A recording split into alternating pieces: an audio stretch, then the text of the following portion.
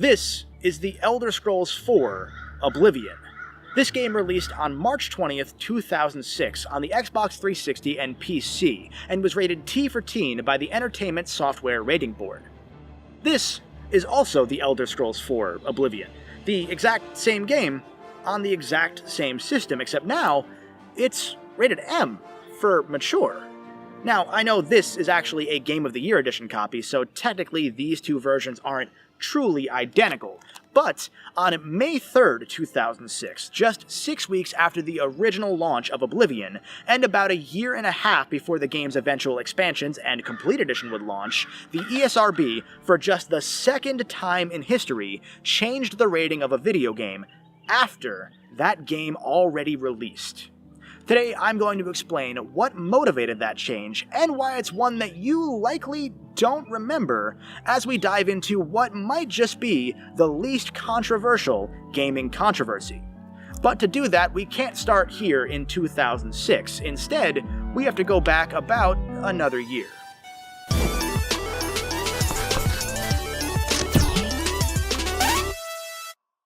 Now, this is one of the best-known stories in gaming's history, so I'm not going to recite all of the details, but in short, this is Grand Theft Auto San Andreas, released in October 2004 by a small studio known as Rockstar Games. You may have heard of them.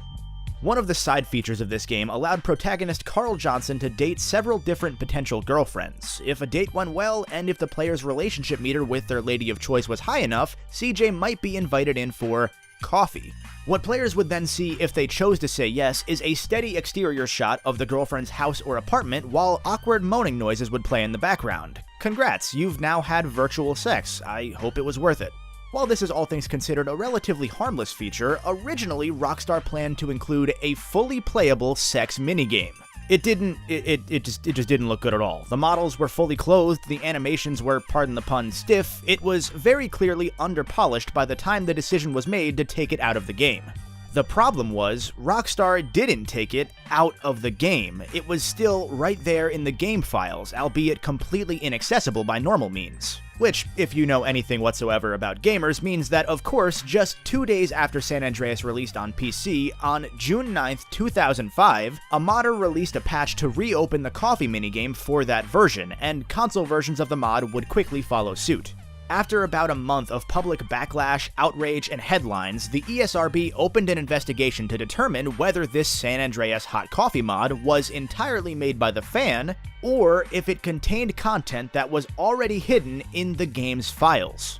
On July 20th, the board determined that the hot coffee mod's content was present in the base files for San Andreas on every platform, and ordered the very first change of a game's rating, bumping GTA from its 17 or older mature rating to an adults-only 18+ rating. This made San Andreas just the 20th game, and up until then the only not straight-up porn game, to have an adults-only rating. Consequently, San Andreas was voluntarily pulled from most store shelves in America by retailers. Now, it's important to remember that the ESRB is a trade association and has no legal authority like a government regulatory body would. Still, it wasn't a great PR move to carry an adults-only game, so the game was pulled regardless.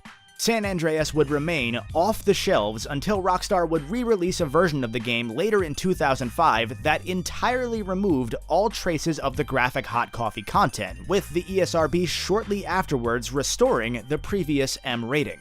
Hot coffee set a very important precedent in gaming's history, and this is what brings us back to 2006 and to the world of Tamriel.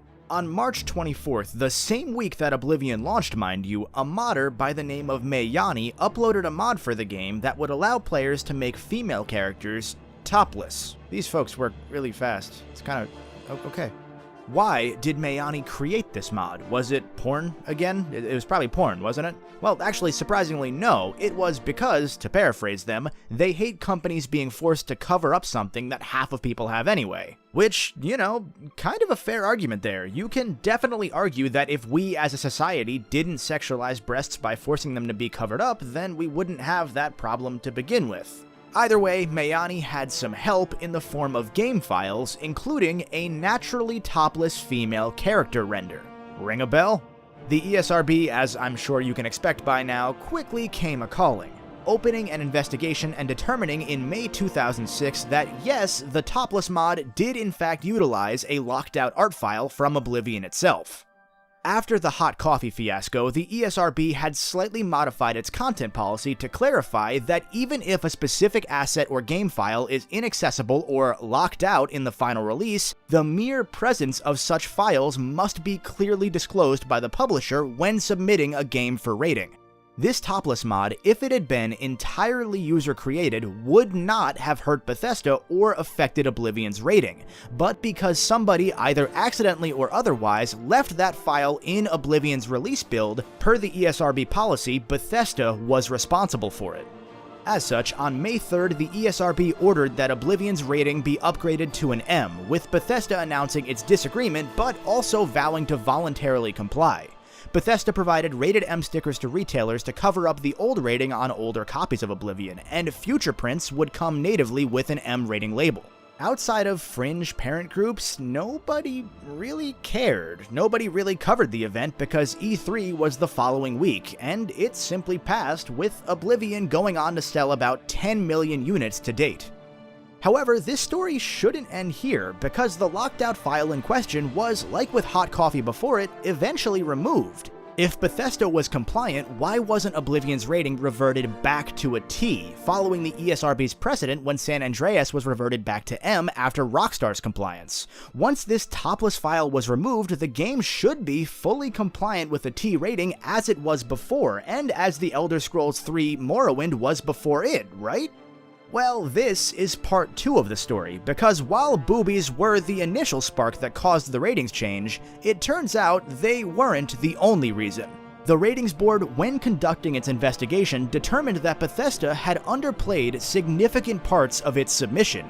See, the ESRB doesn't actually play every game that comes out to verify its rating. Hell, most people don't even believe the board really plays any games. Instead, publishers voluntarily comply with the board's guidelines and submit lengthy disclosure documents highlighting any and all potential issues across a swath of categories. The ratings board will then review these disclosure documents, which often stretch into dozens of pages in total length, and the ESRB then also reviews specific gameplay recordings provided by publishers for each individual game, adding relevant notes and warnings to the game's eventual ratings label. That's how you'll get some games that are rated T, featuring crude language and animated violence, while other games with a similar sort of animated violence warning may end up with an E rating. It's all about the specific context of each individual product. In Bethesda's case, the company heavily under-exaggerated the level of violence, blood, and gore in Oblivion. While what Bethesda submitted aligned far more with Morrowind's previous T rating, what was not shown masked the true nature of at least one questline, the Dark Brotherhood. In a tale as old as time, gamers be mad. Some online communities at the time were upset with the ESRB for, in their eyes, meddling with 2 different highly successful games after launch 2 years in a row, especially due to the normally inaccessible locked-out content. To some players, that set a bad precedent going forward. The ESRB's president, Patricia Vance, directly addressed this in a rare 2007 interview, revealing that the board does, contrary to popular belief, play through many games after release, both randomly and based on consumer complaints, to verify the accuracy of their ratings.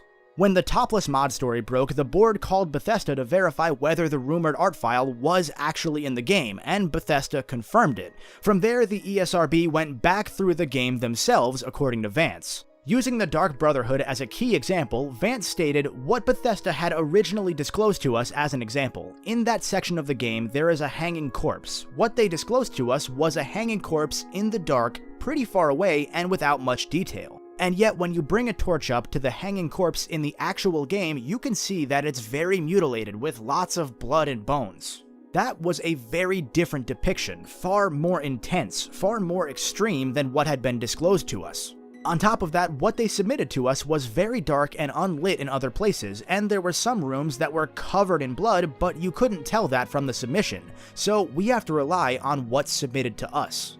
Ultimately, Vance says the ESRB had no choice but to re-rate Oblivion not because of the locked-out Topless file, or at least not solely because of it, but instead because it made it clear that Bethesda's ESRB submissions hid the truth. I guess they thought that dark rooms in the Dark Brotherhood quest would just fool everybody, and they almost got away with it. The ESRB's president also made it clear that it's never pleasant to have to go out and re-rate a game. But, however, in some cases, it must be done, and Vance concludes by saying, "The developers have to disclose to us the most extreme depictions of the content. So if you detail that you have hanging corpses in a written submission form for the game, you must expose to us the most visible, most graphic depictions of that in your video." That was definitely not the case here. Our raters assume that the most extreme depictions are disclosed. The Elder Scrolls would never again return to that T rating, and frankly, when you look at the Dark Brotherhood quests, you start to understand why. One could even argue that Bethesda then leaned into that new mature label for Oblivion's 2007 Shivering Isles expansion, as the now beloved character Sheogorath very certainly says some M-rated things. In fact, just about none of Bethesda's post-Shivering Isles games have been rated below mature.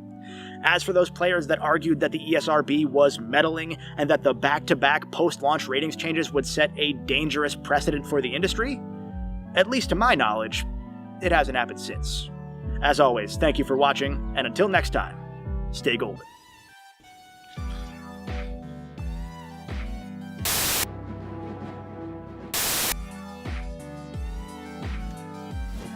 This video was made possible in part thanks to supporters on Patreon, including my Golden Bolt backers such as Goldstorm07 and Silver Bolts like Mayor Hairbear and Buckles Chucklow. If you would like access to exclusive behind-the-scenes perks and bonuses, or you just want to support future videos, visit patreon.com/thegoldenbolt. Thank you.